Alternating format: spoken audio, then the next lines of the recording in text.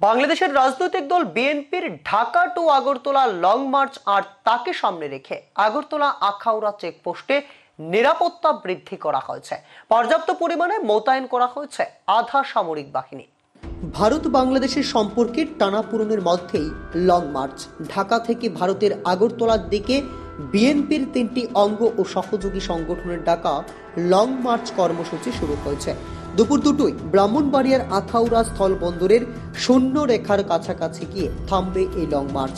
এরপর স্থলবন্দর এলাকায় সমাবেশ করা হবে। অন্তত 2000 গাড়ি সহ 30 থেকে 40,000 লোকের সমাগম হবে বলে ধারণা করা হচ্ছে।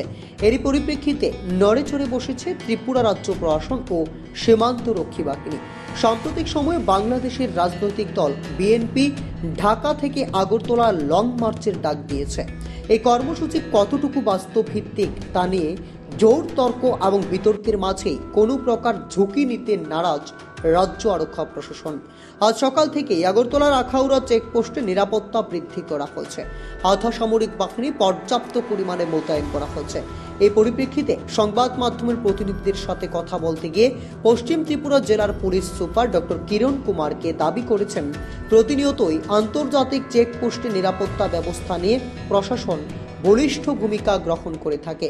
এই সময়ের মধ্যে বাংলাদেশের চলমান পরিস্থিতি এনএসি বৈঠকের পরিপ্রেক্ষিতে সার্বিকভাবে নিরাপত্তা ব্যবস্থা আরও মজবুত করা হয়েছে বলে পশ্চিম জেলার পুলিশ সুপারের দাবি। এখানে উল্লেখ করা প্রয়োজন, বাংলাদেশের চলমান পরিস্থিতির নিরিখে যেখানে বিভিন্ন প্রকারের প্রচার চলছে, সেই জায়গায় দাঁড়িয়ে সীমান্ত এলাকা জুড়ে বা আন্তর্জাতিক চেকপোস্টে এভাবে নিরাপত্তা ব্যবস্থা বাড়ানো নিশ্চিতভাবে ইঙ্গিত বহু বলেই একাংশের ধারণা। हमारा तरफ से ऑलरेडी हम लोग पिछले एक हफ्ते से ऑलरेडी एक एडिशनल पुलिस पिकेट भी दे दिया है इधर 24/7 इधर सिक्योरिटी रहता है।